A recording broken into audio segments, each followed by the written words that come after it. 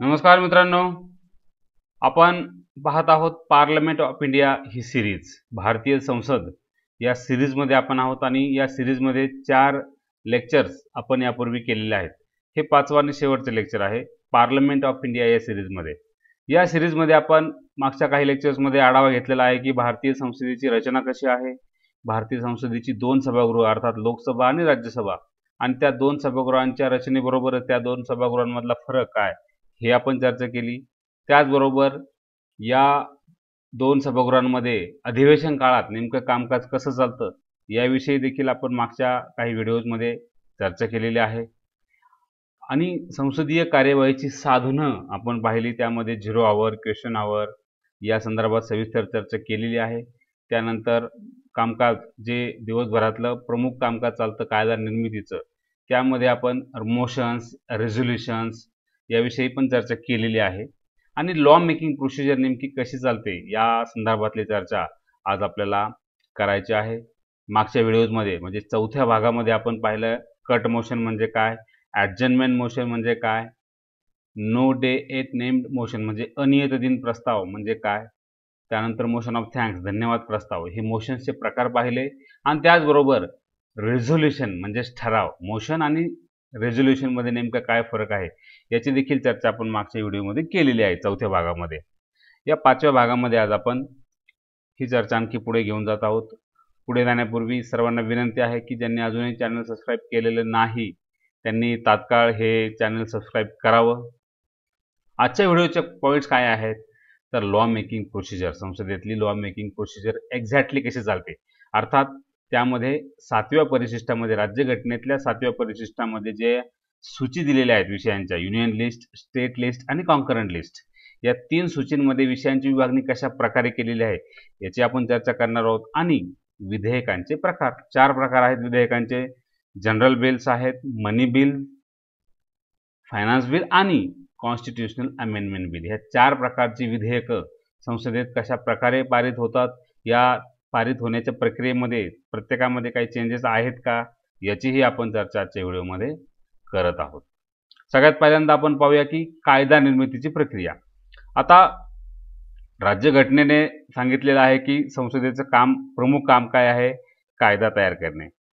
म्हणजे संसदेचं म्हणा किंवा राज्य विधिमंडळाचं म्हणा, म्हणजे कायदा निर्मितीची जबाबदारी दिलेली आहे संसदेवर आणि राज्य विधिमंडळावर. आणि राज्यघटनेनेच कायदा निर्मितीची जबाबदारी जरी संसदेवर दिलेली असली तरी या कायद्याची किंवा घटनेचं रक्षण करण्याची जबाबदारी दिलेली आहे न्यायालयांवर. मग ते हायकोर्ट असेल किंवा सर्वोच्च न्यायालय असेल. म्हणजे घटनेचं रक्षण करण्याची जबाबदारी न्यायालयांवर आहे आणि घटनेला अनुसरून कायदे निर्माण करण्याची जबाबदारी विधिमंडळावर किंवा संसदेवर आहे. आणि या कायदा निर्मितीच्या शक्तीमुळे संसदेला किंवा विधिमंडळाला आपण कायदेमंडळ असंही म्हणत असतो. तर भारत हे संघराज्य आहे. भारतीय घटनेने केंद्र आणि राज्यांमध्ये विषयांची विभागणी केलेली आहे आणि त्यानुसार काही विषयांवर कायदे करण्याचा अधिकार हा केवळ संसदेलाच आहे आणि काही विषयांवर कायदे करण्याचा अधिकार हा राज्यांच्या विधिमंडळाला आहे. आणि काही विषय असेही आहेत की ज्याच्यावर कायदे करण्याचा अधिकार संसदेलाही आहे आणि राज्य विधिमंडळाला देखील आहे. आणि म्हणूनच केंद्र आणि राज्यांचे नेमके वैधानिक अधिकार काय आहेत हे एकदा आपण समजावून घेऊन मग पुढे जाऊया. राज्यघटनेतल्या 7व्या परिशिष्टामध्ये, 7th शेड्यूल्डमध्ये या वैधानिक अधिकारांसंदर्भात चर्चा केलेली आहे आणि त्याच्या 3 सूची दिलेल्या आहेत.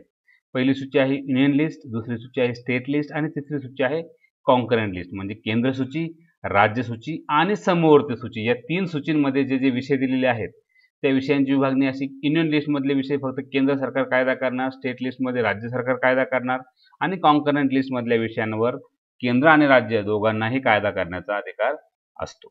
आता हेच आपण समजून घेऊया की सेंट्रल गव्हर्नमेंटला युनियन लिस्ट संदर्भात कायदे करायचे. ठळक विषय defence, banking, currency, foreign affairs, communication हे जे आहेत हे युनियन लिस्टमध्ये आहेत. कॉन्करंट लिस्टमध्ये असे विषय आहेत: एज्युकेशन आहे, forest, trade, marriage, adoption, succession, हे विषय कॉन्करंट लिस्टमधले आहेत. आणि स्टेट गव्हर्नमेंट ज्याच्यावर कायदा करू शकतो असे विषय स्टेट लिस्टमध्ये आहेत, उदाहरणार्थ पोलीस, ट्रेड, ॲग्रिकल्चर, इरिगेशन वगैरे वगैरे. आता युनियन लिस्टमध्ये सद्यस्थितीत विषय आहेत 98 सब्जेक्ट आहेत. म्हणजे आता खरं तर 2016मध्ये 101वी घटना दुरुस्ती झाली आणि त्यानुसार एंट्री क्रमांक 92 आणि एंट्री क्रमांक 92C ह्याच्यामधून काढून टाकलेले आहे. त्यामुळे आता त्याच्यामध्ये 100 ऐवजी आता फक्त विषय राहिलेले आहेत 98. ओके. आणि या संदर्भातला कायदा करण्याचा अधिकार केवळ संसदेलाच आहे. कॉन्करंट लिस्टमध्ये 52 विषय आहेत. 52 विषय आहेत कॉन्करंट लिस्टमध्ये आणि राज्य सूचीमध्ये आहेत 59 विषय. खरं तर 2016च्याच 101व्या घटना दुरुस्तीने यातले एंट्री क्रमांक 52 आणि 55 हे काढून टाकलेले, रद्द केलेले आहे. तर ही 101वी घटना दुरुस्ती कशासाठी केली? GST साठी केली होती आणि म्हणून काही विषय रद्द केले, केंद्र सूचीतले, काही राज्य सूचीतले, आणि म्हणून राज्य सूचीमध्ये आता 59 विषय आहेत आणि राज्य सूचीतल्या विषयांसंदर्भात कायदा करण्याचा अधिकार केवळ राज्यांना आहे. कॉन्करंट लिस्ट संदर्भात दोन्ही केंद्र आणि राज्य सरकार दोघेही कायदे करू शकतात. अर्थात तिथेही एक मुद्दा महत्त्वाचा आहे की कॉन्करंट लिस्टमध्ये एकाच विषयावर जर केंद्र आणि राज्याने कायदा केला तर केंद्राचाच कायदा श्रेष्ठ ठरतो.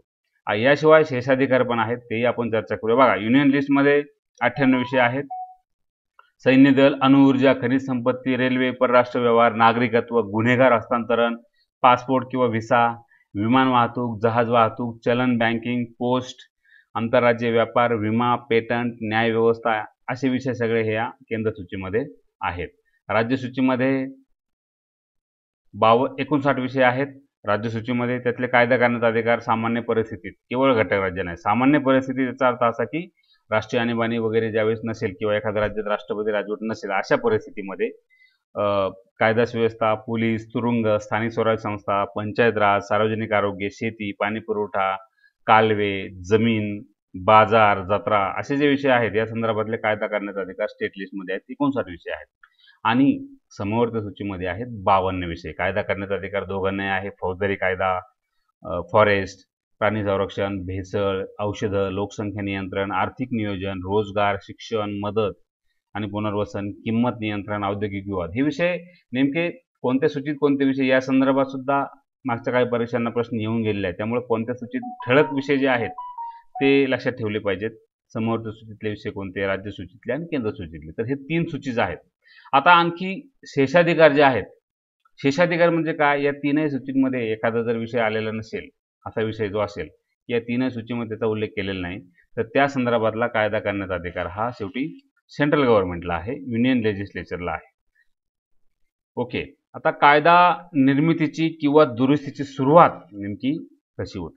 बघा, संसदेत लोकसभा आणि राज्यसभा या 2 सभागृहामध्ये कायदा करण्याबाबतचं विधेयक हे संमत होत असताना त्यावर मग राष्ट्रपतींची स्वाक्षरी झाली की त्याचं कायद्यामध्ये रूपांतर होतं. घटक राज्यांमध्ये किंवा विधानसभा ज्या ठिकाणी अस्तित्वात आहे अशा केंद्रशासित प्रदेशांमध्ये विधानसभेत आणि द्विगृही जर विधिमंडळ असेल तर विधान परिषदेत सुद्धा कायद्याबाबतचे विधेयक संमत होत असतं. त्याच्यावर राज्य असेल तर राज्यपाल आणि केंद्र असेल तर राष्ट्रपतींची स्वाक्षरी झाल्यानंतर त्याचं कायद्यात रूपांतर होते. हे आपल्याला साधी प्रोसिजर माहिती आहे.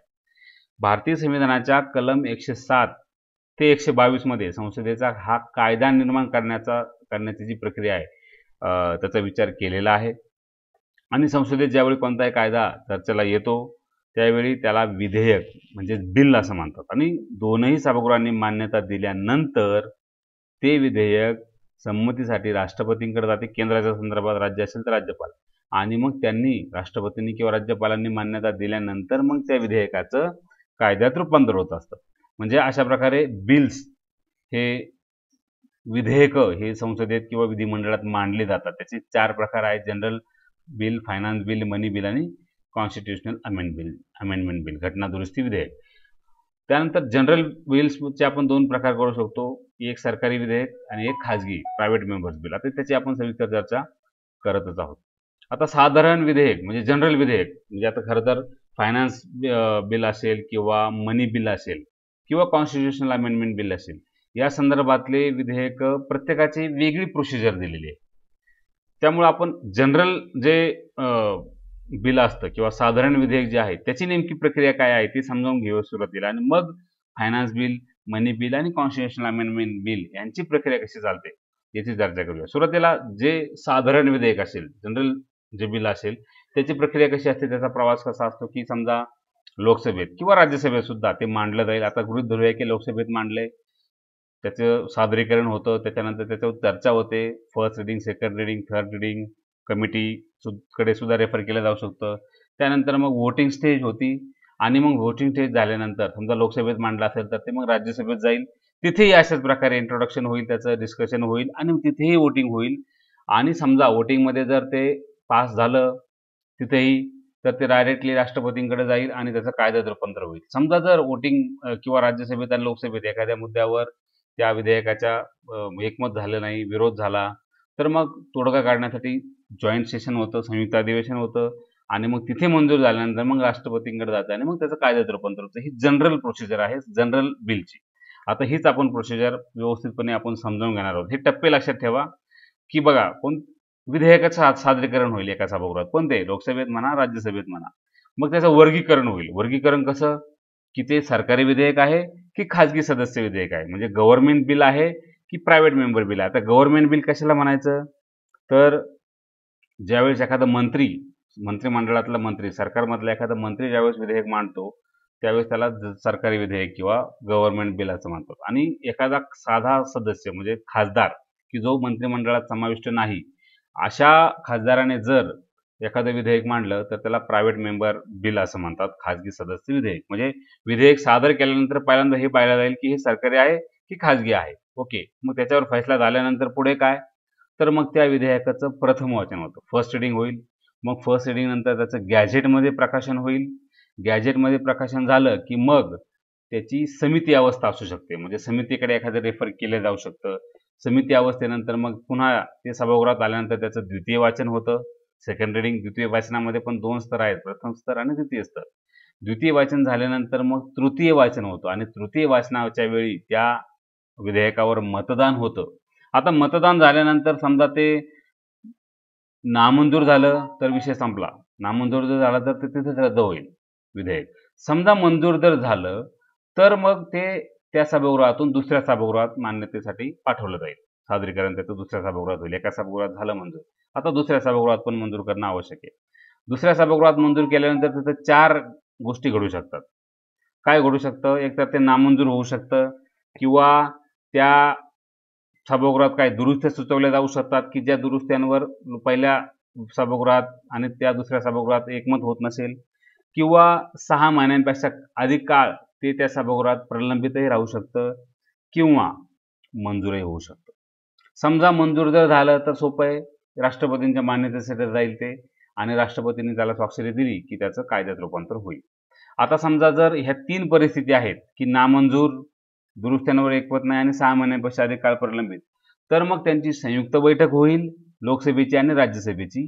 आणि या संयुक्त बैठकीमध्ये मग त्याच्यावर तोडगा निघेल आणि मग परत ते मतदानासाठी घेऊन मग ते मंजूर किंवा नामंजूर होईल. सहज मंजूर झालं तर राष्ट्रपतींच्या मान्यतेसाठी जाईल आणि त्याचं कायद्यात रूपांतर होईल. संयुक्त बैठकीत सुद्धा तोडगा नाही निघाला तर मात्र मग ते नामंजूर होईल आणि मग ते रद्द होईल. पण जनरली लोकसभेतून जर ते विधेयक आलं असेल राज्यसभेत, लोकसभेची स्ट्रेंथ जास्त असल्यामुळं संयुक्त अधिवेशन ज्या वेळेस होतं त्या वेळेस लोकसभाच बाजी मारते आणि लोकसभेच्या मनासारखंच होत असतं. म्हणून लोकसभेकडून जर राज्यसभेकडे मंजूर होऊन गेलेलं असेल तर मात्र ते बहुतांश वेळा मंजूरच होतं. असं पण नामंजूर देखील होऊ शकतं, रद्दही होऊ शकतं संयुक्त बैठकीमध्ये. ओके. ही एक प्रोसिजर आहे. आता हीच आपण सविस्तरपणे समजावून घेऊया की विधेयकाचं सादरीकरण म्हणजे कसं आहे, सामान्य विधेयकाच्या बाबतीत बघतोय आपण. हे लोकसभेत किंवा राज्यसभेत कोणत्याही एका सभागृहात सादर केलं जाऊ शकतं.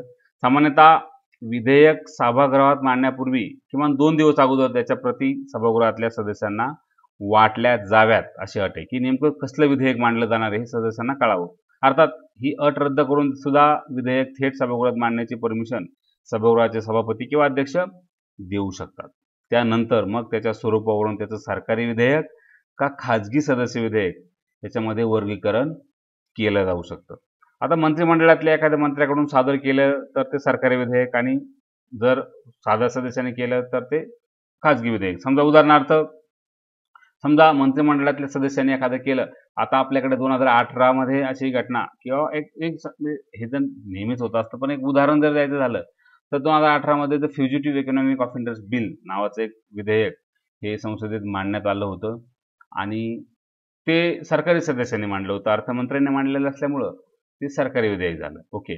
आणि मंत्री नसलेल्या संसद सदस्यांकडून जर मांडलं तर ते खाजगी विधेयक. उदाहरणार्थ आत्ता अलीकडे 2019 मध्ये रेव्होल्युशनरी सोशलिस्ट पार्टीचे कोल्लमचे खासदार NK प्रेमचंद्रन यांनी शबरीमला म्हणजे अय्यप्पा स्वामी मंदिरात केरळमध्ये स्त्रियांना त्या मंदिरात प्रवेश देण्यास विरोध दर्शवणारं शबरीमला स्त्री धर्म संस्था टेम्पल स्पेशल प्रोव्हिजन बिल लोकसभेत मांडलं होतं. म्हणजे खाजगी सदस्य प्रायव्हेट मेंबर बिल.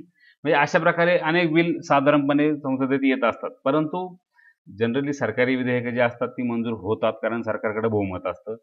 हां, जो सदस्य सत्ताधारी पक्षात सामील नसेल त्याने जर एखादं विधेयक मांडलं तर ते मंजूर होण्याची शक्यता खूप कमी असते. हां, सत्ताधारी पक्षातल्या सदस्यांनी जर मांडलं तर ते कदाचित मंत्रिमंडळ त्याच्यावर विचार करून ते मंजूरही होऊ शकतं. मात्र विरोधी सदस्यांकडून जर मांडलं गेलं असेल एखादं प्रायव्हेट मेंबर बिल तर मात्र ते मंजूर होणं कठीण होऊन बसतं. अशा प्रकारे विधेयकाचं सादरीकरण होतं. त्यानंतर आता प्रथम वाचन त्याचं. प्रथम वाचन फर्स्ट रीडिंग ठरवून दिलेल्या दिवशी विधेयक मांडणारा सदस्य जो असतो आपल्या जागेवर उभा राहतो आणि विधेयक मांडण्याची अनुमती सभागृहाला मांडतो. अशी संमती मिळाली की मग विधेयक मांडणारा सदस्य काय करतो, त्या विधेयकाचे विषय आणि ठळक बाबी सभागृहाला समजावून सांगतो.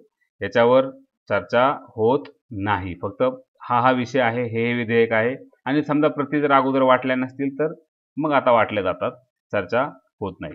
विधेयकाच्या प्रथम वाचनाचा उद्देश काय आहे की सभागृहाच्या अधिकाराबाहेरचं विधेयक सभागृहात चर्चेस तर नाही आलेलं ना याची खात्री केली जाते. कारण काही विधेयकावर राष्ट्रपतीची पूर्वसंमती पण लागते. काही विधेयक असे असतात की ती मांडण्यापूर्वीच राष्ट्रपतीची पूर्वसंमती लागते. म्हणून नेमकं विधेयक कोणतं मांडलंय हे राष्ट्रपतींच्या पूर्वसंमतीची आवश्यकता नाही ना, अशा प्रकारचं ते विधेयक आहे की नाही हे एकदा पडताळलं जातं. समजा सरकारी भाषेत बदल करणं असेल, घटकराज्यांच्या सीमेत बदल करणं असेल, असे जर विषय अशा विधेयकाला जर संवैधानिक आधारावर विरोध केला असेल तर सभापती त्या विधेयकावर पूर्ण वादविवाद करण्याची अनुमती देतात आणि ठराव मताला टाकण्यात येतो, निर्णय घेण्यात येतो आणि आवश्यकता जर भासली तर भारताचा जे अटॉर्नी जनरल असतात त्यांना सुद्धा हे बोलावलं जाऊ शकतं. त्यानंतर काय होतं, गॅझेटमध्ये त्याचं प्रकाशन होतं. विधेयक सादर होऊन त्याचं प्रथम वाचन झालं की ते अधिकृत गॅझेटमध्ये प्रकाशित होतं. काही प्रसंगी विधेयकाच्या सादरीकरणापूर्वी सुद्धा सभापतींच्या परवानगीने ते गॅझेटमध्ये किंवा राजपत्रात प्रकाशित केलं जाऊ शकतं. आता समिती अवस्था. समजा गॅझेटमध्ये प्रकाशित झाले, सगळं झालंय. आता सभागृहाचे सभापती किंवा अध्यक्ष यांच्याकडून हे विधेयक प्रवर समितीकडे, म्हणजे त्याला आपण स्टँडिंग कमिटी असे म्हणतो, स्टँडिंग कमिटीकडे परीक्षणासाठी पाठवलं जाऊ शकतं. मग ही समिती परीक्षण करताना जनतेकडून त्या विधेयकाबाबत मत मागवतो. जनतेकडून सुद्धा, म्हणजे तज्ज्ञांकडून तर मागवतच, जनतेकडून सुद्धा मत मागवलं जाऊ शकतं. आणि परीक्षणानंतर साधारणपणे 3 महिन्यांचा हा काळ असू शकतो. ही समिती त्यांचा अहवाल सभागृहाकडे सादर करत असते. भारतातर्फे म्हणजे भारतामध्ये जर बघितलं तर प्रवर समिती आणि संयुक्त समितीकडे पाठवल्या जाणाऱ्या विधेयकांची संख्या काही फारशी जास्त नाही दिसत. म्हणजे अगदी महत्त्वाचे किंवा कॉम्प्लिकेटेड समजा विधेयक असतील तर ते समितीकडे पाठवले जातात. अलीकडच्या काळात आपण पाहतो की प्रवर समितीकडे फार कमी विधेयके गेलेली. उदाहरणार्थ अनुसूचित जाती जमातीचं जे विधेयक होतं ते, किंवा भूमी अधिग्रहण विधेयक असेल, नॅशनल मेडिकल कमिशन विधेयक असेल, अशी काही विधेयकं अलीकडच्या काळात प्रवर समितीकडे गेलेली आहेत. प्रवर समितीमध्ये काय असतंय, प्रवर समितीमध्ये 20 ते 30 सभासद असतात. याच्यामध्ये विधेयक मांडणारा, विधिमंत्री आणि इतर सभासद असू शकतात. याच्यामध्ये एकूण सभासदांच्या 1/4 म्हणजे 25% सभासद हे विरोधी पक्षाचे असतात आणि सभागृहाचा उपाध्यक्ष या समितीवर जर निवडला गेला असेल तर तोच या प्रवर समितीचा अध्यक्ष बनतो. आणि तो समजा जर निवडला गेला नसेल तर मग सभापती बहुमत ज्या पक्षाला आहे संसदेमध्ये किंवा त्या सभागृहामध्ये त्याचा सदस्य एखादा अध्यक्ष म्हणून नेमू शकतात. प्रवर समितीमध्ये विधेयकाच्या प्रत्येक बाबीवर सविस्तर आणि कलमवार चर्चा होते. सगळ्या प्रकारची संबंधित माहिती गोळा केली जाते. समिती तज्ज्ञांशी सुद्धा सल्लामसलत करू शकते आणि सामान्य जनतेकडून सुद्धा सूचना मागू शकते. मग त्याच्या समितीच्या मूळ विधेयकात दुरुस्त्या सुचवल्या जाऊ शकतात. अर्थात ही प्रवर समितीची जी काही सगळी कार्यवाही सुरू असते ती अतिशय गुप्तपणे चालते. त्यात रोजच्या रोज काय काय होतं हे काही बाहेर कळवलं जात नाही. संबंधित मंत्रालयाचेच अधिकारी त्याच्या अधिवेशनाला उपस्थित राहत असतात. आता प्रवर समिती त्या विधेयकामध्ये योग्य ते बदल सुद्धा करू शकते. मात्र विधेयकाच्या मूळ उद्देशाला डावलून दुरुस्ती करण्याचा अधिकार समितीला नसतो. मग आता हे सगळं झाल्यानंतर मग ती काय करते, आपला अहवाल त्या ज्या सभागृहातून ती प्रवर समिती असेल त्या सभागृहाला सादर करते. त्या समितीच्या शिफारशी अर्थातच सल्लागारी स्वरूपाच्या असतात, ॲडव्हायझरी आहेत. त्या समितीने दिलेल्या सगळ्या शिफारशी सगळ्याचं सगळं मानलंच पाहिजे असंही नाही. सभागृहाकडून त्या मान्य केल्या जाऊ शकतात किंवा नाकारल्या सुद्धा जाऊ शकतात. आणि जर समितीकडून जर खूपच जास्त सुधारणा जर किंवा दुरुस्त्या जर सुचवल्या गेल्या, तर ते विधेयक सभागृहातून माघारी सुद्धा घेतलं जाऊ शकतं. म्हणजे खूपच जास्त जर दुरुस्त्या असतील, असं झालेलं आहे 2011 मध्ये उच्च शिक्षण आणि संशोधन विधेयक जे होतं, त्याच्यावर समितीकडून भरपूर इतक्या दुरुस्त्या सुचवल्या गेल्या, की त्याच्यानंतर 2014 मध्ये ते विधेयकच गुंडाळून ठेवलं, माघारी घेतलं गेलं. आणि त्यामुळं असंही होऊ शकतं, की समितीकडून एखादा खूपच विधेयकात जर सुधारणा सुचवल्या तर ते माघारी घेतलं जाऊ शकतं. आता द्वितीय वाचनामध्ये काय होतं, की समितीकडून अहवाल आला, की तो अहवाल चर्चेला घेतला जातो. अशा वेळी सगळ्या राजकीय पक्षांना त्यांच्या सभागृहातलं जी काही स्ट्रेंथ आहे, त्या स्ट्रेंथच्या आधारे चर्चेसाठी वेळ उपलब्ध करून दिला जातो त्याच्यावर चर्चा करण्यासाठी. आणि चा जो अ, जो जो ज्या राजकीय पक्षाचा सदस्य असेल, तो आपल्या पक्षाची राजकीय भूमिका त्यावेळी मांडत असतो. याचे ते 2 टप्पे आहेत. एक प्रथम स्तर आहे. याच्यामध्ये विधेयकाच्या उद्देशावर सर्वसामान्य चर्चा होते आणि या स्तरावर विधेयक सभागृहाच्या सिलेक्ट कमिटीकडे किंवा दोन्ही सभागृहांच्या जॉइंट कमिटीकडे पाठवण्याचे पर्याय सुद्धा एक ऑप्शन हा सुद्धा असू शकतो. अर्थात हे होतच असं नाही, पण हा एक ऑप्शन असतो. नंतर द्वितीय स्तरमध्ये काय होतं, की समितीकडून ज्या काही दुरुस्त्या आलेल्या आहेत आणि शिफारशी आल्या त्याच्यावर कलमवर चर्चा होते.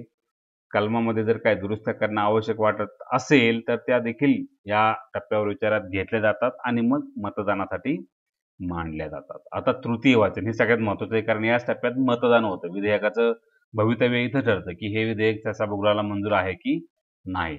ओके. तृतीय वाचन त्या विधेयकाशी संबंधित सभागृहातली अंतिम अवस्था आहे.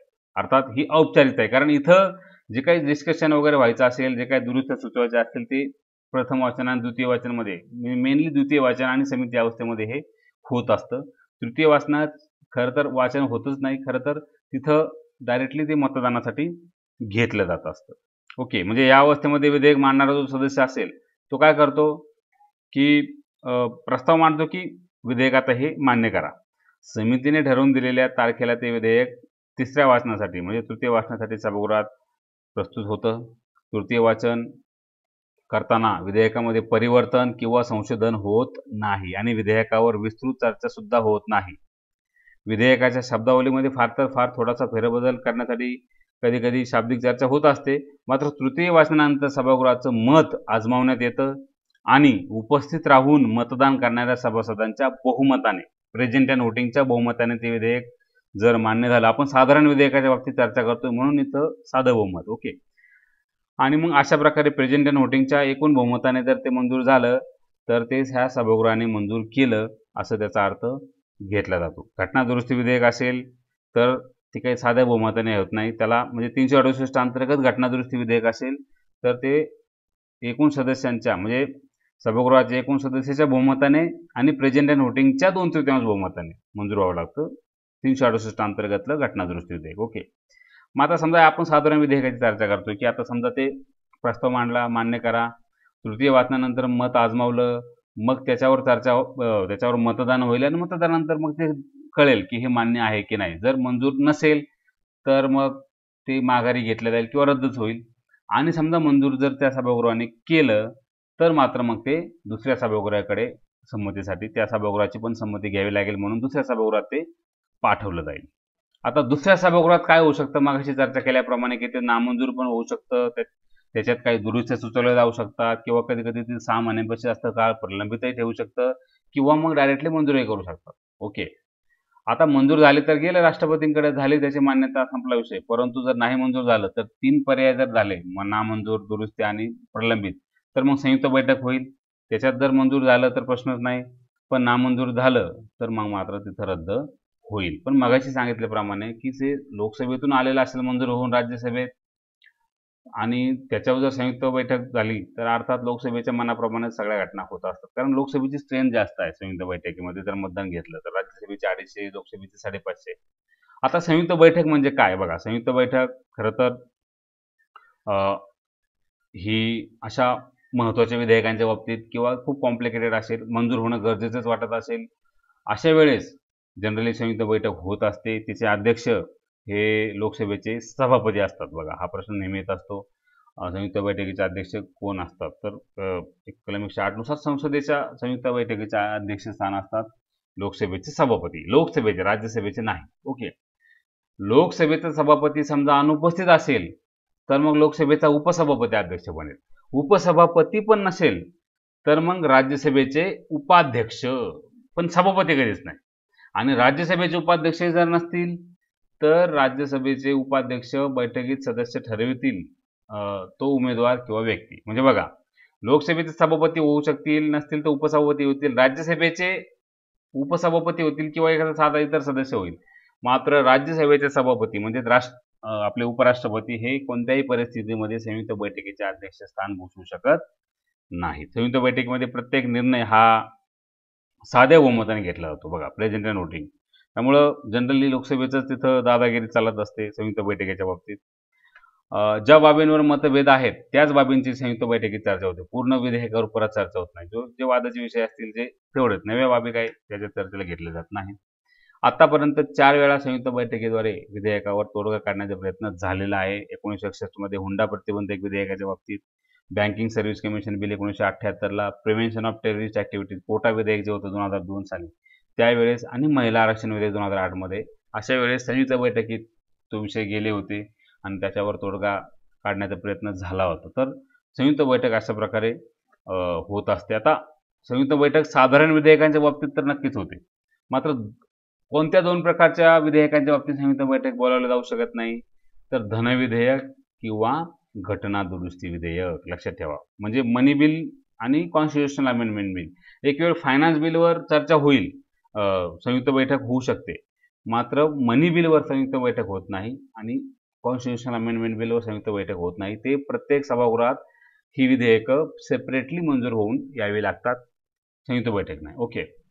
आता राष्ट्रपतींची मान्यता साधारण विधेयकाच्या बाबतीत, की आता समजा मंजूर झाले दोन्ही सभागृहांकडून, मग राष्ट्रपतींच्या मान्यतेसाठी ते जातं. संसदेच्या दोन्ही सभागृहांकडून संमत होऊन आलेलं साधारण विधेयक हे राष्ट्रपतींकडे सादर केलं जाईल संमतीसाठी.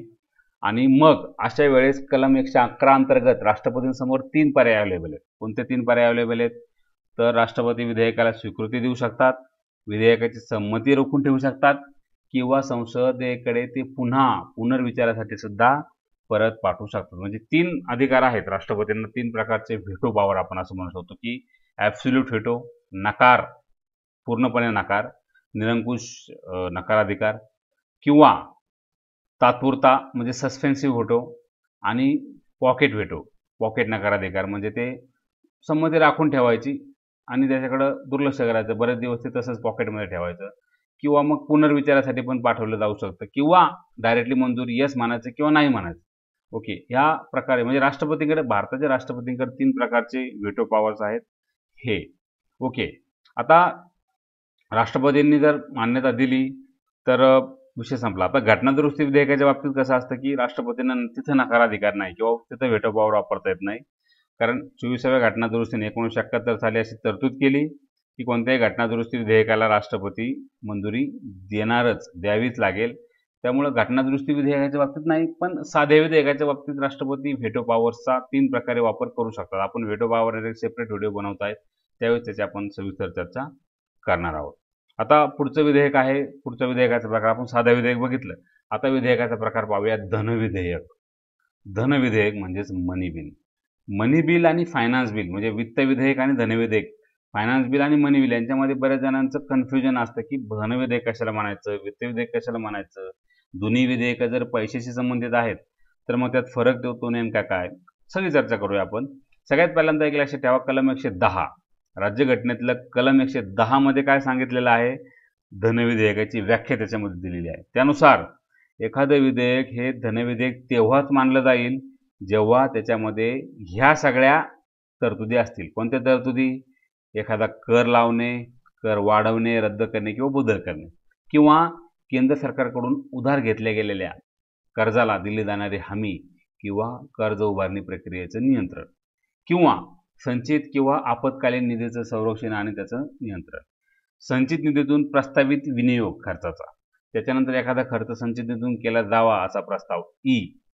त्यानंतर एफ संचित निधीत पैसा स्वीकारणे किंवा त्यातून खर्चास परमिशन देणे, आणि जी वरील बाबींशी संबंधित इतर कोणतीही बाब. म्हणजे 110 कलम 110 मध्ये ABCDEFG याच्यामध्ये जे जे तरतुदी आहेत, ह्या तरतुदीमध्ये जर एखादं विधेयक बसत असेल तर समजायचं की ते धनविधेयक आहे. ओके, म्हणजे धनविधेयकाच्या बाबतीत ह्या कंडिशन्स आहेत. हे 110 मध्ये सांगितलेलं आहे, कलम 110 मध्ये, की खालीलपैकी एक किंवा त्याच्यापेक्षा अधिक जर तरतूद समाविष्ट असेल तर समजायचं धनविधेयक आहे. ओके, म्हणजे ह्या 110 ABCDEFG मधल्या तरतुदी, तर त्याला म्हणायचं धनविधेयक.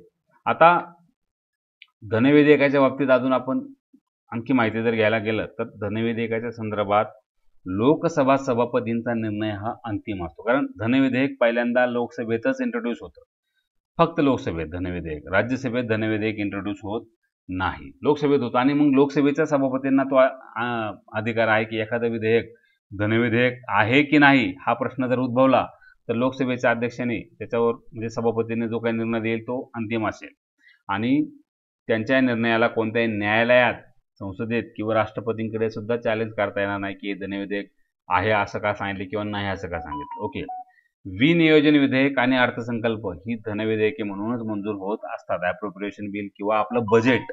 ओके, कारण आपल्या बजेटमध्ये तरी काय असतं, बजेट म्हणजे धनविधेयक आणि वित्त विधेयकांचा संचच येतो, खर्च आणि जमा याची सगळी ती गोळाबेरीज बजेटमध्ये आहे. त्यामुळं बजेटमध्ये बजेट मंजूर करून घेणं, आपला अर्थसंकल्प जो मांडला जातो, केंद्रीय असेल राज्याचा असेल, तो अर्थसंकल्प मंजूर करून घेण्याची प्रक्रिया म्हणजेच काय की तो अर्थसंकल्पामध्ये हे सगळे चर्चा केली जाते किंवा सगळं विवरण असतं आणि मग ते जे काही खर्च आहेत ती मंजूर करून घेण्यासाठी अशा प्रकारे धनविधेयक आणि वित्त विधेयक मांडले जातात. ओके, धनविधेयक केवळ लोकसभेतच आणि राष्ट्रपतींच्या पूर्वसंमतीनेच मांडता येतात आणि प्रत्येक धनविधेयकाला सरकारी विधेयक मानलं जातं आणि ते केवळ मंत्रीच सादर करू शकतात. धनविधेयक हे मंत्र्याचंच काम आहे किंवा सरकारकडूनच मांडलं जातं, त्यामुळे ते धनविधेयक हे ॲब्सोल्युटली किंवा साहजिकच ते धनविधेयक हे सरकारी विधेयकच असतं, एखादा खाजगी सदस्य धनविधेयक नाही मांडू शकत. ओके, आता खरं तर धनविधेयक आणि राज्यसभा, आता मी सांगतोय की लोकसभेच्या बाबतीत धनविधेयकाला सगळ्यात जास्त अधिकार आहेत. का, त्याचं इंट्रोडक्शन लोकसभेत होतं, लोकसभेच्या सभापतींना त्याचे अधिकार आहेत आणि लोकसभाच ते मंजूर करत असतं. पण मग राज्यसभेला धनविधेयकाच्या बाबतीत काय अधिकार आहेत की नाहीत? आहेत. लोकसभेत जर समजा धनविधेयक झालं तर ते धनविधेयक राज्यसभेत जाईल. राज्यसभेत धनविधेयकाला नामंजूर केलं जाईल, नामंजूर नाही करता येणार किंवा त्याला दुरुस्त पण नाही करता येणार. हे धनविधेयकाच्या बाबतीत आहे. बघा, राज्यसभा फार तर फार शिफारशी म्हणजे सल्ला किंवा उपाययोजना सुचू शकते. राज्यसभेने समजा धनविधेयक 14 दिवसांच्या आत स्वीकृत नाही केलं तर ते त्यांना मंजूर आहे असं समजलं जातं. म्हणजे जे काय करा, तुम्हाला स्वीकृत अस्वीकृत 14 दिवसात सांगा, 14 दिवसात त्यांनी अस्वीकृत जरी केलं तरी काय फरक पडत नाही, कारण अस्वीकृत करू शकत नाही. ते शिफारशी दिल्या तरी त्या मान्य करायचं की नाही हे लोकसभेवर अवलंबून आहे. ओके, राज्यसभेने सुचवलेल्या शिफारशी स्वीकारल्याच पाहिजे असं काही बंधन नाही. आणि समजा लोकसभेने जर राज्यसभेच्या शिफारशी स्वीकारल्या तर या दुरुस्त केलेल्या विधेयकाला दोन्ही सभागृहांकडून संयुक्तपणे पारित केलेलं आहे असं मानलं जातं, की ठीक आहे, तुम्ही दिलेल्या शिफारशी आम्ही मान्य केल्यात, आता तुम्हाला मान्य आहे. ओके, चला. जर लोकसभेने राज्यसभेच्या शिफारशी नाही स्वीकारल्या तर या विधेयकाला मूळ रूपातच दोन्ही सभागृहांनी पारित केलंय असं मानलं जातं. म्हणजे तुम्ही शिफारशी दिल्यात, आम्ही नाही स्वीकारल्या, पण तरी तुम्हाला मान्य आहे राज्यसभेला, असं लोकसभा सांगून टाकतं गृहीत. म्हणजेच धनविधेयकाच्या बाबतीत राज्यसभेला फारसे मानण्यापेक्षा काहीच अधिकार नाही. केवळ साधारण विधेयक असेल, जनरल बिल असेल तर मात्र मग ते लोकसभेत आणि राज्यसभेत दोन्हीकडे सेपरेटली मंजूर व्हावे लागेल किंवा मंजूर जरी नाही झालं तरी त्याच्यामुळे संयुक्त बैठक होईल किंवा आपल्या घटनादुरुस्ती विधेयकाच्या बाबतीत लोकसभेला आणि राज्यसभेला जवळपास समान अधिकार आहेत. मात्र धनविधेयकाच्या बाबतीत राज्यसभेला फारसे अधिकार नाहीत.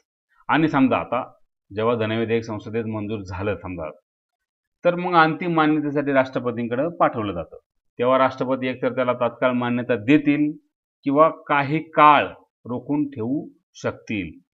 पण ते धनविधेयक ते कोणत्याही परिस्थितीत पुनर्विचारासाठी माघारी पाठवू शकत नाहीत. कारण जनरली धनविधेयक लोकसभेत मांडण्यापूर्वी राष्ट्रपतींची पूर्वसंमती घेतली जाते. त्यामुळं ते राष्ट्रपतींना मान्य असाच अर्थ असतो. एकदा तुम्ही पूर्वसंमतीने तुमच्या मांडलेले, त्याच्यामुळे आता तुम्ही पुनर्विचारासाठी पाठवण्याची काही गरजच पडत नाही. हां, तुम्ही मंजुरीसाठी काही दिवस घेऊ शकतात, काही वेळ घेऊ शकतात, मात्र तुम्हाला ते मंजूर करावं लागेल. तुम्ही पुनर्विचारासाठी नाही पाठवू शकत, असा त्याचा अर्थ होतो. आता जनरली धनविधेयक आणि साधारण विधेयक म्हणजे साधं विधेयक आणि धनविधेयक, जनरल बिल आणि मनी बिल यातला नेमका फरक काय बघा, थोडक्यात बघूया आपण. साधारण विधेयक लोकसभेत किंवा राज्यसभेत कोणत्याही एका सभागृहात मांडता येतं. धनविधेयक मात्र केवळ लोकसभेतच इंट्रोड्यूस केलं जातं. जनरल बिल हे मंत्री किंवा खाजगी सदस्यांकडून मांडलं जाऊ शकतं. धनविधेयक मात्र केवळ मंत्रिमंडळातले मंत्रीच मांडू शकतात. जनरल बिल मांडण्यासाठी राष्ट्रपतींच्या पूर्वसंमतीची गरज नाही. मनी बिल मांडण्यासाठी राष्ट्रपतींची पूर्वसंमती आवश्यक आहे. जनरल बिलमध्ये राज्यसभेकडून दुरुस्ती केली जाऊ शकते किंवा ते नाकारलं पण जाऊ शकतं. मात्र धनविधेयकाच्या बाबतीत दुरुस्तीचा किंवा अस्वीकृत करण्याचा अधिकार राज्यसभेला नाही. शिफारस करायचं असेल तर करू शकतील, दुरुस्त किंवा अस्वीकृत नाही. जनरल बिल राज्यसभा जास्तीत जास्त 6 महिन्यांपर्यंत रोखून ठेवू शकतो जनरल बिल. आणि मनी बिल मात्र फार तर फार जास्तीत जास्त 14 दिवसांपेक्षा जास्त ठेवता येणार नाही. धनविधेयक राज्यसभेला, जनरल बिल 6 महिने ठेवू शकतो. जनरल बिल राज्यसभेत पाठवण्यासाठी अध्यक्षांच्या प्रमाणीकरणाची आवश्यकता काही नसते. धनविधेयक राज्यसभेत पाठवण्यासाठी अध्यक्षांच्या प्रमाणीकरणाची आवश्यकता असते. जनरल बिल दोन्ही सभागृहांमध्ये जर मतभेद झालं तर संयुक्त बैठक बोलवली जाते आणि त्याच्यातून तोडगा निघतो. मात्र धनविधेयकाच्या बाबतीत संयुक्त बैठकीचा प्रश्नच येत नाही, कारण मतभेदच होऊ शकत नाहीत. दुरुस्त्या सुचवा ना सुचवा काय आम्हाला काही घेणं नाही, तुम्ही शिफारशी द्या, आम्ही मान्य करायचं की नाही बघूया. त्यामुळे काय मतभेद होतच नाही, त्यामुळे संयुक्त बैठक होतच नाही. जनरल बिल हे लोकसभेत समजा नामंजूर झालं तर सरकारला राजीनामा दिला जावा लावू शकतो. म्हणजे समजा ते जनरल बिल जर मंत्र्यांनी मांडलं असेल आणि मंत्र्यांनीच मांडलेलं जनरल बिल जर मंजूर होऊ शकत नसेल संसदेत किंवा लोकसभेमध्ये, तर याचा अर्थ मंत्रिमंडळाकडे बहुमत नाही असा त्याचा अर्थ होऊ शकतो. मग त्याच्यावर विरोधकांकडून अविश्वास प्रस्ताव जर मांडला गेला तर मग सरकारला राजीनामा, म्हणजे सरकारचं बहुमत आहे की नाही हे या जनरल बिलच्या निमित्ताने उघडं पडत असतं. धनविधेयकाच्या बाबतीत लोकसभेत जर अस्वीकृत झालं तर मात्र सरकारला नक्कीच राजीनामा द्यावा लागतो. म्हणजे जनरल बिलच्या बाबतीत द्यावा लागू शकतो. त्यांनी जर नाही दिला तर मग अविश्वास प्रस्ताव येईल आणि मग मात्र अविश्वास प्रस्ताव मंजूर झाला तर मग सरकार पायउतार होईल. धनविधेयकाच्या बाबतीत 100% धनविधेयक नामंजूर होणं म्हणजे संपला विषय. अर्थसंकल्प नामंजूर झाला असा त्याचा अर्थ होतो आणि सरकार अल्पमतात आहे, सरकारकडे मेजॉरिटी नाही असा त्याचा अर्थ होतो आणि राजीनामा द्यावा लागतो. जनरल बिलला राष्ट्रपतींकडून संसदेकडे पुनर्विचारासाठी पाठवलं जाऊ शकतं. धनविधेयकाच्या बाबतीत मात्र राष्ट्रपती संसदेकडे पुनर्विचारासाठी पाठवलं जात नाही. ओके, हे मतभेदाचे किंवा त्यातले फरकाचे मुद्दे आहेत. आता आपण धनविधेयक पाहिलं, आता येऊया वित्त विधेयकाकडे म्हणजे फायनान्स बिलकडे. ओके, वित्त विधेयक आर्थिक विषयांशी म्हणजे महसूल खर्च असेल किंवा म्हणजे महसूल असेल किंवा खर्च असेल याच्याशी संबंधित असलेलं, परंतु लोकसभा सभापतींनी धनविधेयकाचा दर्जा न दिलेलं विधेयक म्हणजे वित्त विधेयक.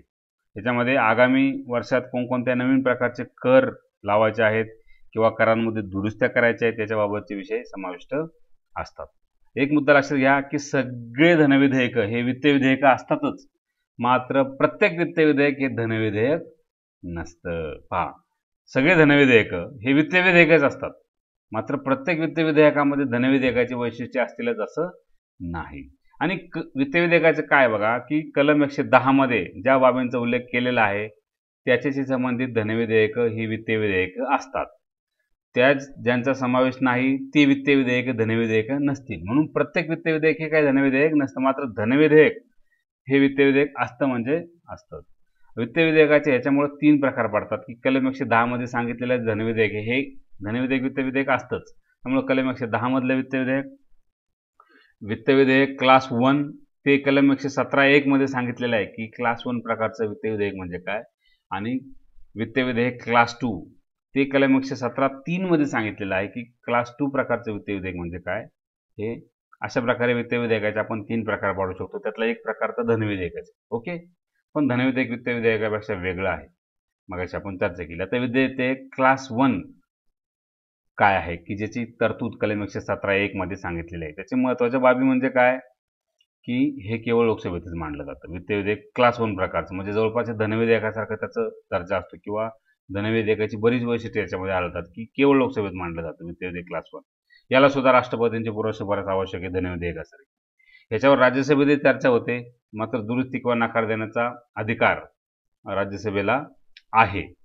आणि समजा असहमती जर झाली तर दोन्ही सभागृहांची संयुक्त बैठक आहे. म्हणजे ह्यातली पहिली 2 वैशिष्ट्ये ही धनविधेयकाची आहेत. मात्र इथं धनविधेयकाच्या बाबतीत जसं राज्यसभेला दुरुस्ती किंवा नकाराचा अधिकार नाही, इथं आहे. आणि वित्त विधेयक क्लास 1 प्रकारच्या विधेयकाच्या बाबतीत संयुक्त बैठक होत असते. हे विधेयक राष्ट्रपतींकडे जर गेलं तर राष्ट्रपती त्याला स्वीकृती देऊ शकतो किंवा थांबवून सुद्धा ठेवू शकतो किंवा पुनर्विचारासाठी सुद्धा पाठवू शकतो. म्हणजे जनरल बिल सारखं त्याला राष्ट्रपती कन्सिडर करू शकतात. कारण हे काही धनविधेयक म्हणजे धनविधेयकाची क्वालिटी याच्यामध्ये क्लास 1 प्रकारचं आहे, वित्त विधेयक आहे. म्हणून प्रत्येक वित्त विधेयक हे धनविधेयक नसतं, मात्र प्रत्येक धनविधेयक हे वित्त विधेयक असतं. आणि वित्त विधेयक क्लास 2, इथं क्लास 1 झालं चुकून, क्लास 2. आता आपण क्लास 1चं पाहिलं, आता क्लास 2 प्रकारचं वित्त विधेयक जे आहे की जी कलम 117(3) मध्ये सांगितलेलं आहे, हे मात्र कोणत्याही सभागृहात बघा, क्लास 1 प्रकारचं फक्त लोकसभेत मांडलं जाईल. मात्र क्लास 2 प्रकारचं वित्त विधेयक हे राज्यसभेतही मांडलं जाऊ शकतं, लोकसभेतही मांडलं जाऊ शकतं. राष्ट्रपतींची पूर्वसंमतीची गरज नाहीये. आणि याचं सगळ्यात महत्त्वाचं वैशिष्ट्य असं की संसदेच्या कोणत्याही सभागृहाकडून हे तोपर्यंत पारित केलं जात नाही जोपर्यंत राष्ट्रपती सभागृहाला तसं करण्याबाबतचे निर्देश देत नाहीत की ठीक आहे आता ओके पारित करा वगैरे वगैरे. या प्रकारच्या विधेयकावर राज्यसभेत सुद्धा चर्चा होते आणि लोकसभेप्रमाणे राज्यसभेला सुद्धा याच्या दुरुस्ती करण्याचा नकार देण्याचा अधिकार आहे. आणि दोन्ही सभागृहांमध्ये असहमती जर झाली तर संयुक्त बैठक आहे. म्हणजे वित्त विधेयक क्लास 1 किंवा वित्त विधेयक क्लास 2 साठी संयुक्त बैठक आहे, मात्र धनविधेयकासाठी संयुक्त बैठक नाही. आणि ह्याच्या बाबतीत सुद्धा तसंच आहे की राष्ट्रपतीकडे जर गेलं तर ते स्वीकृती देतील, थांबून ठेवतील किंवा पुनर्विचारासाठी सुद्धा पाठवू शकतील. म्हणजे क्लास 1 आणि क्लास 2 प्रकारामध्ये फरक जो आहे तो असा की क्लास 1 केवळ लोकसभेत मांडलं जातं, क्लास 2 प्रकारचं वित्त विधेयक हे कुठेही मांडलं जाऊ शकतं. मात्र बाकी तरतुदी जवळपास दोघांच्या सेम आहेत. ओके, आता घटना दुरुस्ती विधेयक.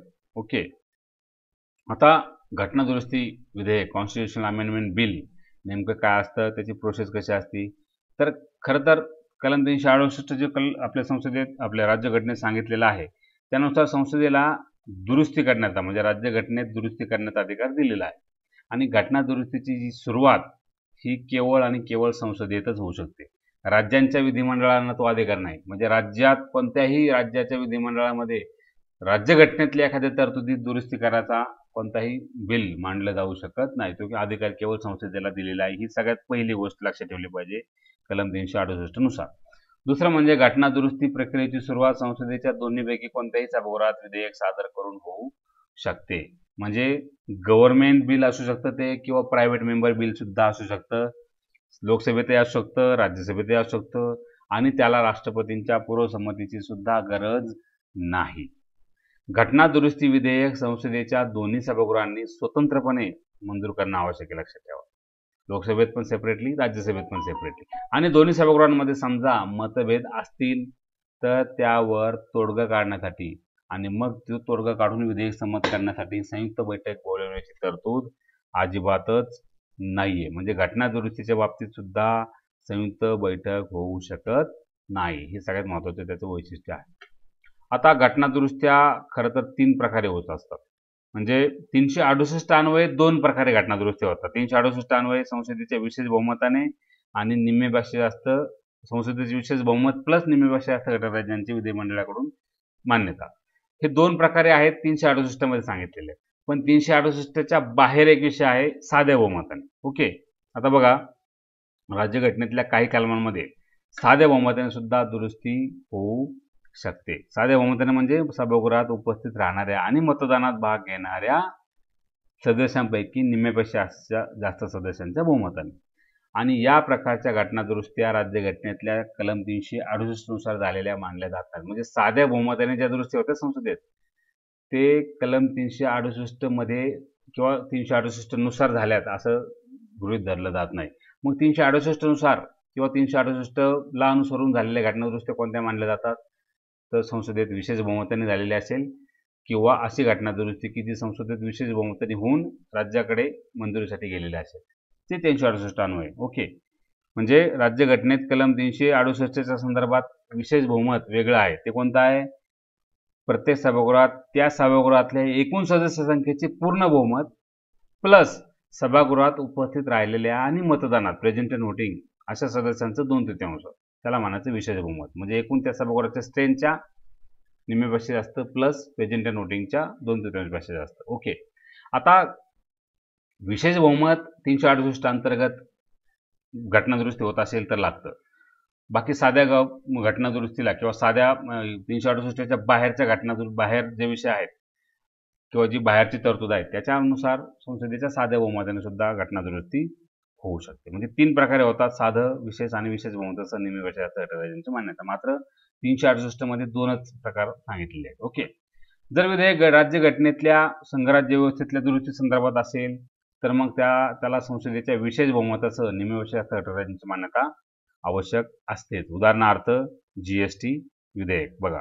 म्हणजे जीएसटी विधेयक कशा प्रकारचं होतं की त्या विधेयकामुळे केंद्र आणि राज्य यांच्यातल्या आर्थिक संबंधावर परिणाम होणार होता आणि म्हणून हे म्हणजे काही कर राज्यांचे केंद्र सरकार घेणार होते, काही कर रद्द होणार होते. म्हणून हे घटना दुरुस्ती विधेयक संसदेत मंजूर झाल्यानंतर त्याला निम्म्यापेक्षा जास्त घटक राज्यांची मान्यता घेण्यासाठी ते घटक राज्यांकडे पाठवलं गेलं होतं आणि मग घटक राज्यांच्या विधिमंडळांमध्ये आलेले घटना दुरुस्ती विधेयक तिथं साध्या बहुमताने त्यांनी पारित करून मग इकडे पाठवलं होतं की ठीक आहे आम्हाला मान्य. निम्म्यापेक्षा जास्त झाले की ते इकडं मान्य असं गृहीत धरलं गेलं आणि मग जीएसटी काउन्सिलची स्थापना केली गेली आणि मग जीएसटीच्या अंमलबजावणी सुरू झाली. म्हणजे अशा प्रकारचे स्पेशल मेजॉरिटी प्लस निम्म्यापेक्षा जास्त घटक राज्यांची मान्यता प्रकारचं विधेयक होतं जीएसटी विधेयक. घटना दुरुस्ती विधेयक अंतिम मंजुरीसाठी राष्ट्रपतींकडे संमतीसाठी पाठवलं जाईल. मात्र मगाशी आपण चर्चा केल्याप्रमाणे 24व्या घटना दुरुस्ती अन्वये अशी तरतूद केलेली आहे की राष्ट्रपती जर त्यांच्याकडे घटना दुरुस्ती विधेयक आलं, दोन्ही सभागृहांनी मंजूर करून जर राष्ट्रपतींकडे गेलं तर हे विधेयक राष्ट्रपती स्वतःकडे प्रलंबित नाही ठेवू शकणार. या विधेयकाला पुनर्विचारासाठी सुद्धा पाठवू शकणार नाही. त्यांना या विधेयकाला संमती द्यावीच लागेल.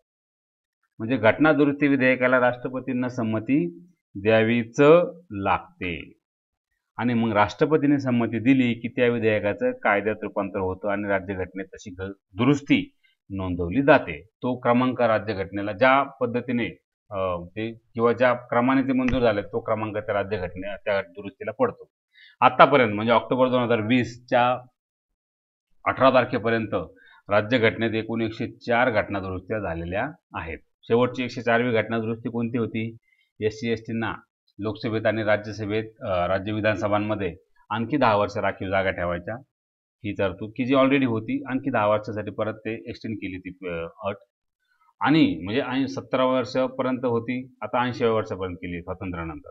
आणि अँग्लो इंडियन समूहासाठी आतापर्यंत लोकसभेत आणि राज्य विधानसभांमध्ये राखीव जागा होत्या की समजा त्या सदस्यांमध्ये जर अँग्लो इंडियन कोणी नसेल तर लोकसभेत 2 आणि राज्य विधानसभांमध्ये समजा एखादा सदस्य हे नेमण्याची पद्धत होती. मात्र ही तरतूद आता अँग्लो इंडियनची रद्द केलेली आहे.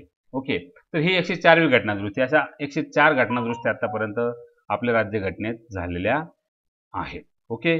तर अशा प्रकारे आपण आजच्या व्हिडिओमध्ये पार्लमेंटची जी काही उर्वरित प्रोसिजर राहिली होती किंवा विधेयकांचे प्रकार राहिले होते त्याची चर्चा केली आणि ही पार्लमेंटची 5 व्हिडिओची सिरीज आपण या ठिकाणी समाप्त करत आहोत. पुन्हा एका नव्या सिरीजसह पुन्हा भेटूया. धन्यवाद.